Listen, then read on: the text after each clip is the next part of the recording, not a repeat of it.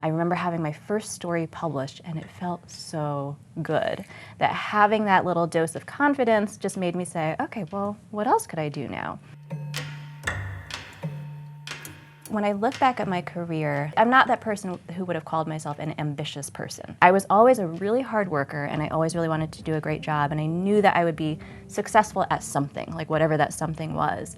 But I wasn't necessarily like, I'm gonna be president of the United States, I'm gonna be CEO, I'm gonna like rule the world kind of person. But I do think that, as I've looked back on my career, I do think it was ambition. I think that I had an idea of like, I wanted to be something bigger. You were named editor-in-chief of Allure in 2015. You took over from Linda Wells, who was the founding editor, had been with the brand for 24 years. How did you navigate that in terms of your own personal growth? It's a hard dance to try and figure out, I need to make my own stamp, I need to change things, but to also then look back at what's been done in the past and make sure that we're honoring that. It's like, I love culture and I love reading about culture, and I think the fact that as a magazine editor, as a media editor, as an editor-in-chief, that we can have an impact on culture is really fascinating to me. So it's funny to think about in the past 2.5 years that I've been at the brand, how much has changed in beauty and fashion now, and I like to think that we were one of the driving forces with that. We became the first major women's magazine in the States to feature a woman in a hijab on the cover.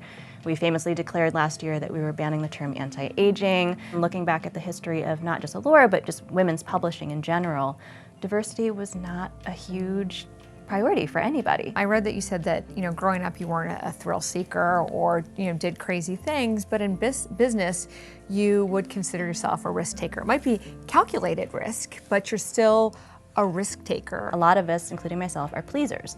I want to make everybody happy. I don't want to make anybody upset with me. And I think for a while I was going on in business feeling that way and just wanting everybody to be happy, everyone who worked with me to be happy, but also the entire audience to be happy.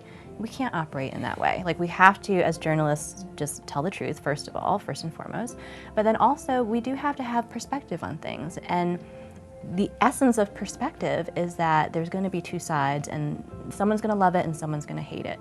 So at a certain point, I started to just be like, well, that's totally fine. Like, I'm not going to care as much about what people think. Not everyone's career ladder is straight up. There's opportunities to rise and there's opportunities to have setbacks and failures along the way. When you think about your career, what was one or two of those moments where you did have a stumble or a setback? I'm hesitant to call them failures because I don't think that they're failures. I think it is like those stumbling blocks that you come across. And it's true, in the moment, it is gut-wrenching and it's so hard and you feel like, there's no way I'm ever going to get through this. But I think I have a strong survival instinct. I think part of it is that... was that born or nurtured? I think it's a bit of both. I didn't grow up rich.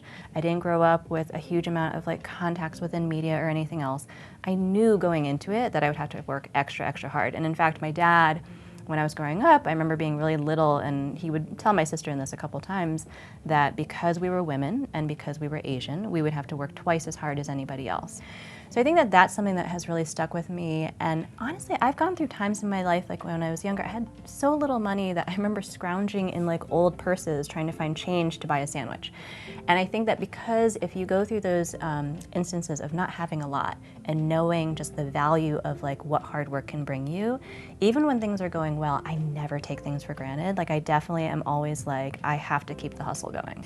People look at the career that you've had and the role that you're in now and see someone who is very, very successful.